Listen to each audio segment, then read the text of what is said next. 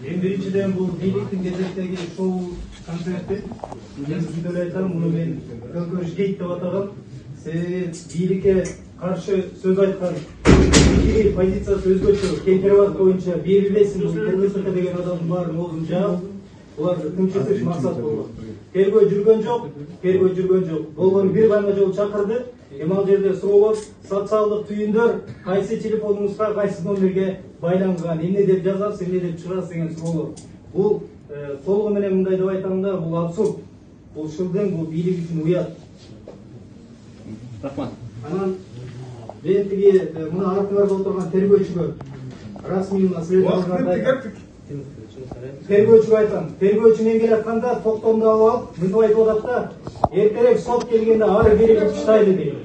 Буларга адамдын тагдыры, эркиндиги, булардын жашоосу оюнчук болуп калды.